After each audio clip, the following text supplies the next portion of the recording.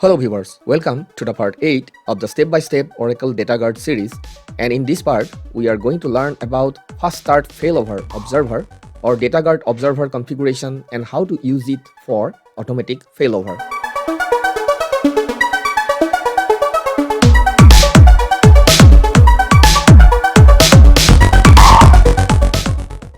I would like to suggest watching the previous parts in this series first for better understanding on what we will discuss in this tutorial, that is, configuring fast start failover observer or Data Guard observer. Please also note that whatever commands that I am using in this tutorial, they are all available in my Google Drive and you can copy them using the link provided in the description of this video below. So what is a fast start failover or FSFO observer? The FSFO observer or a Data Guard observer is a third entity between the primary and the standby database in a Data Guard configuration. It is actually a low footprint OCI client software built into the Data Guard broker command line interface, and like any other client, it may be run on a different hardware platform than the database servers used for the primary and the standby databases. Its primary job is to continuously check the status of the primary database by pinging it. When, due to a disaster in the primary site, the observer is unable to get a ping response from the primary, or when certain conditions are fulfilled, such as the primary is not reachable from the standby, corrupted control file, corrupted dictionary, data file write errors, etc., then it waits for a predefined amount of seconds set as the threshold and initiates a failover to the standby set as the FSFO target for the primary. But it does not stop there yet. It will keep checking if the old primary becomes accessible again, and if it finds it accessible again, it automatically initiates a reinstate of the old primary as the new standby, leading to a robust high availability solution. Now let's start with configuring the observer.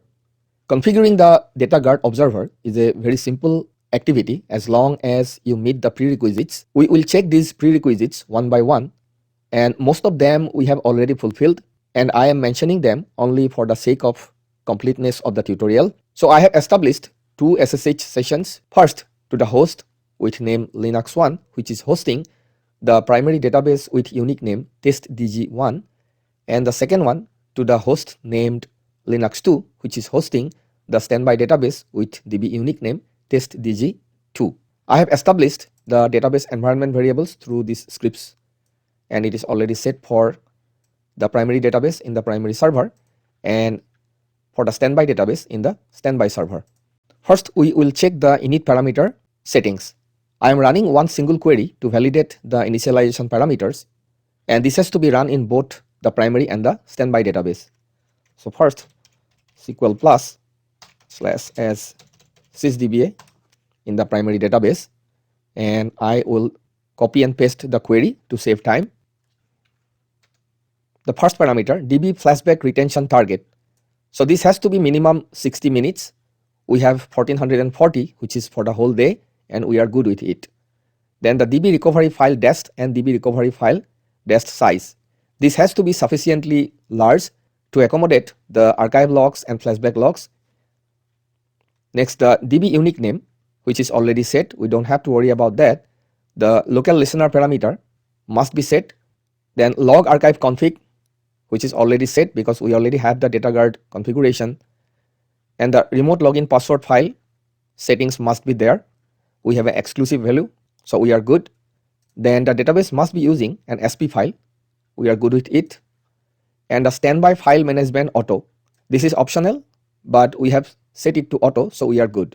Now we will check the same parameters in the primary also. So first we will connect to the database as sys and execute the query, and we see the similar settings are there in the primary also. Now let's check a few other settings of the database. First, the force logging. So I will execute to see if force logging is enabled, and we see that force logging is enabled.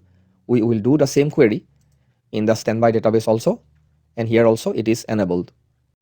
Next, we'll check if the password file is in use. So we see that the password file users is minimum 1, and we check this against the sys user which is used for all this data guard configuration. So we are good. And we will do the same query in the standby also. And here also we see the same settings. Next, we will see if the standby log files or SRLs are created in both the primary and the standby. And we see that in the primary we have 8 SRLs already configured, although they are not in use because this is currently in the primary role.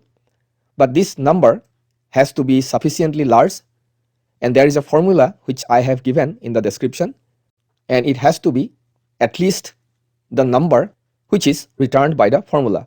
And the formula is to number of threads multiplied by maximum number of online redo logs in the thread plus 1. Now this is our single instance database with data guard configuration. So there is just single thread and we have 6 online redo logs. So it is going to be 6 multiplied by 1 plus 1, which returns a value 7, and we have it as 8. So we are good, and we will execute the same query in the standby database also, where we see it is 8. So we are good. Now we'll check the flashback database status.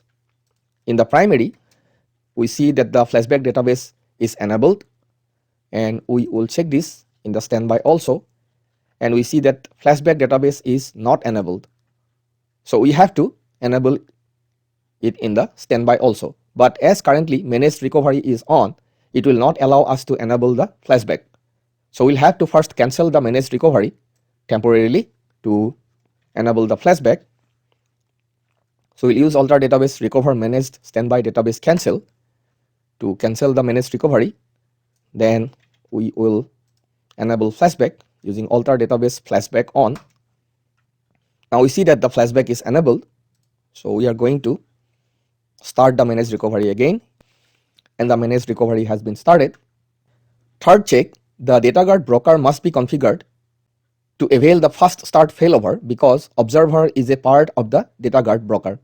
So we will start another SSH session to the primary server with Oracle user, and we will set the environment, and then we will connect to the data guard manager command prompt and do a show configuration.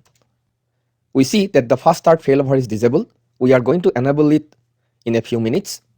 The fourth check is the protection mode, and in the same output we see that the protection mode is max performance. So for the observer configuration, maximum availability protection mode is mandatory for Oracle database version 10Z, and it is optional for Oracle database version 11Z onwards. We have Oracle 19C, so we are good with protection mode max performance. If you want, you can still enable the protection mode for maximum availability. The fifth check is redo log transfer is in sync or in async mode. To check that, we will execute this command show database test dg1 log xpt mode from the broker prompt, and we see it is async. We will do the same for the standby database also, and here also it is async. This parameter setting depends on the protection mode actually. If you are in max performance mode, you can keep it as async, but if you are in max availability mode, then you have to set it as sync. So we will keep it as async because we are in max performance mode. The sixth check is the net timeout parameter. So we will use the command show database test dg1 net timeout, which is 30 for the primary database, and let's check it for the standby also, and here also it is 30. So this is an important parameter that governs when log writer will consider that the connection to the standby is lost. Too high value will cause the commits to wait in the primary if a sync mode of redo transport is enabled, and too low value may result in false disconnects due to intermittent network failures. So you have to find a balance between these two.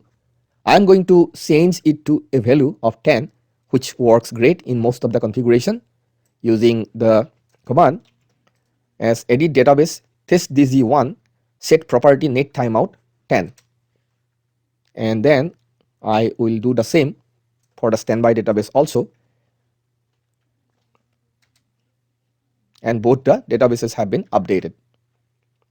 Next, the seventh check is to see the fast start failover, and we have already seen that it is currently disabled.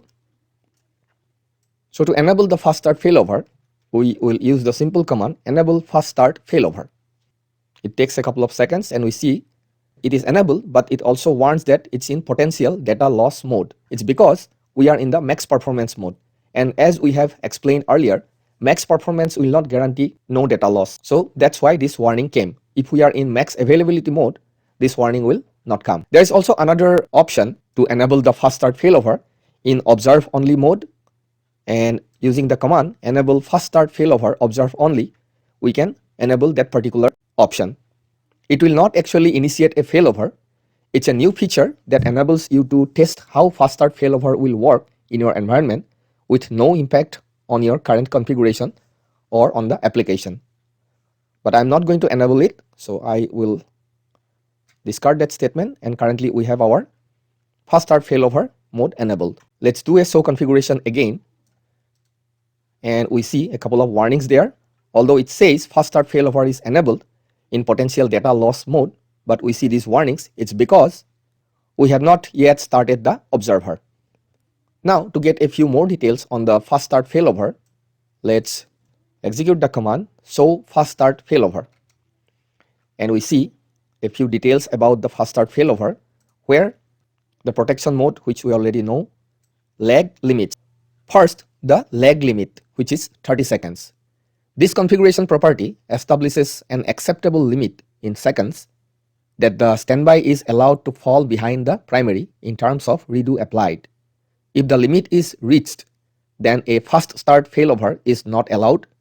The lowest possible value is 5 seconds. This property is used when fast start failover is enabled and the configuration is operating in maximum performance mode. Next, the threshold, which is 30 seconds. This is the number of seconds the observer will wait before initiating a failover. And the other values are quite self-explanatory. And then below, configurable failover conditions. These are other conditions that you can configure with the observer as failover triggers. Now, we just enabled the fast start failover, but enabling fast start failover does not make the configuration ready for automatic failover.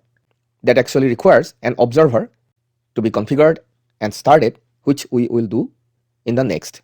So let's do a show configuration again, and we see these warnings, which are because we have not started the observer yet. Since the observer is a specialized instance of the DataGuard Manager session, the observer host should be installed with either the Oracle Client Administrator software or the full Oracle database software stack. But the observer host should have the same version of the DataGuard Broker software running. Ideally, the observer should be started on another host to observe the primary. As if the host goes down, it can monitor the outage and do specific actions. So I'm going to configure and start the observer in our OEM host because the OEM host has connectivity to both the primary and the standby hosts. Before starting the observer, we need to make sure that the TNS entries in the primary and the standby databases are created in the observer host. So I will go to my OEM host, clear the screen, and do a TNS ping to the primary databases TNS alias, that is test DZ1, and we see that the TNS ping returned the value, means the alias is configured properly. Now let's do the same thing for the standby database also, and we see that the TNS ping returned the value, means both the TNS aliases are configured properly. Now we are ready to start the observer in our OEM host named admin server. To start the observer, we will connect to the primary database as sysuser using dgmgrl command prompt along with the actual password, and it is connected. Now we will simply use the command start observer. Using this command, the observer configuration file will be created in the default location and the log output will be shown in the screen, as we can see. And the dgmgrl session seems to be hung. This is expected and not an error. You can execute a stop observer command from another dgmgrl session to terminate it. To do that, let's establish another session, and we will connect to the primary database again as sysuser, and we will do a show configuration.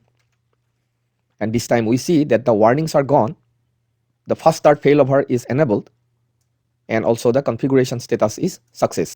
Now we will see the observer status using show observer, and we see that the observer is running, and it is also giving us a few statistics about when it last pinged the primary. And then we will stop the observer from this session because the other session seems to be hung. Stop observer, and let's go back to the other session, and we see that the observer has been stopped and we got back our prompt. So I am starting it again to run it in the background so the hung situation does not arise, and this time I am going to use a different command. I'm going to explain it.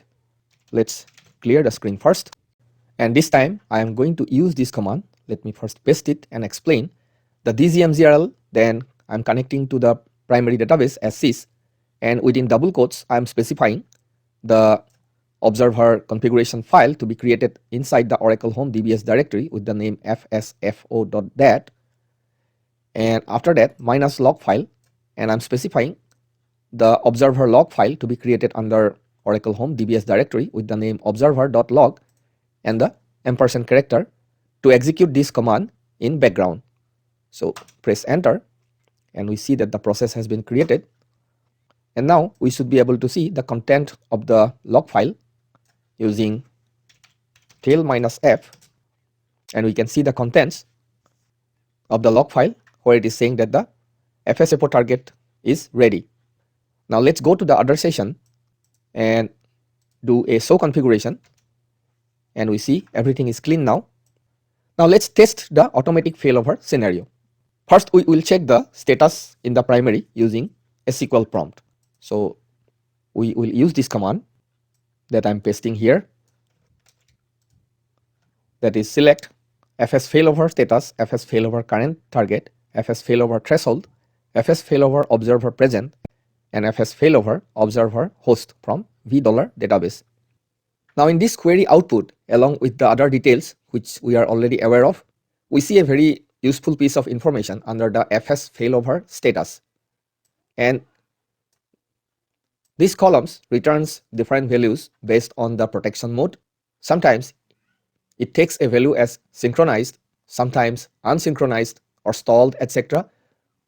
The value target under lag limit, this comes under maximum performance as protection mode, and this says that we are good for the fast start failover activity. Now before we simulate an automatic failover by the observer, we will create two more SSH sessions to the primary and the standby host to monitor the alert log files to know what's going on behind. So let's exit from here, and we will do a tail -f on the alert log of the primary database.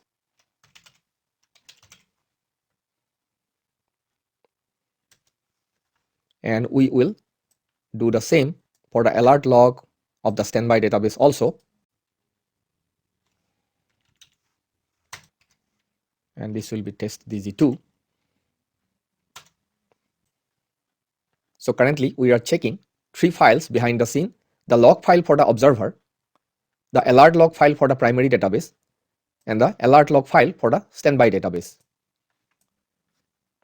Now I'll go back to the SQL Plus session that we established to the primary database and abort the primary instance to simulate the disaster. You can also do a power off or server shutdown to simulate a disaster scenario. So I will do shutdown abort of the primary, and immediately after executing we will check the log file of the observer, and we see that new lines are getting added. It is giving a message primary database cannot be reached, and it is attempting to connect a couple of times, and as the threshold limit has been exceeded and initiating a fast start failover, and the failover succeeded, and behind the scene it will keep trying to connect to the old primary database as we can see here, but it's still unable to connect because it's currently in down state. Now we will go back to the alert log file of the standby database. Let's go back a couple of lines before, and here we see a message saying failover succeeded, primary database is now test dg2. Now let's go back to the data guard prompt, and this connection might have been lost, so we have to reconnect. Connect sys test dz, that is the password, and this time we have to connect to the database, that is testdz2. I mean to say, I have connected to the new primary database, that is testdz2, because our old primary database is currently inaccessible, and we will do a show configuration. We should be able to see a couple of warnings, and yes, we see that the primary database is currently testdz2, and we also see the warning here, some fast start failover related warnings, because our testdz1, the physical standby database, which was the old primary database before, this database needs to be reinstated. Meaning, once it becomes accessible or reachable from the observer, it will automatically reinstate the database and make it the new standby database. To do that, now we will go back to the SQL Plus session and we will bring up the old primary database again. So let's connect to the database again, and we will do a simple startup mount. Let's monitor the alert log. Yes, it is starting up the instance, and at the same time we will also monitor the observer logs, and we'll see when it is able to actually reach out to the old primary database. And we see a few new lines are coming here. Connection to the new standby restored, that is the testdz1 database. Now it is going to initiate a reinstate of this database automatically, issuing a reinstate command. It should not take a very long time because not much redo logs have been generated since the automatic failover happened. Reinstating database, and following that we see the message, the standby testdz1 is ready to be FSFO target. Now let's go back to the dgmgrl prompt and do a show configuration again. We have to allow it a couple of seconds before all these warnings go away. And yes, all the warnings are gone, and we see a clean output here where we can see that the new primary database is testdz2, the new standby database is testdz1, and fast start failover is enabled, and the configuration is a success. So our high availability test has been successfully completed. Now we saw how the observer was able to do all the nice things for us, but what about the client connections? Normally, whatever connections were established to the old primary database before the failover, they were all lost after a failover, and those clients have to reconnect to the new primary using another TNS entry or different connection parameters. But there is a very useful feature in TNS to automatically failover the connections to the new primary database.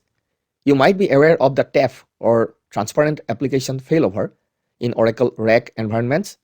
Please don't get confused with the TAF because it is not exactly TAF which can also failover your transactions. But this TNS failover is another feature that we can use for the clients who do not have to use a different TNS entry or alias to achieve this. I will cover this failover technique using TNS in another tutorial, and until then, keep learning. So viewers, please provide your feedback in the comment section of the video and hit the like button if you found it useful. That will mean a lot to me and help grow this channel.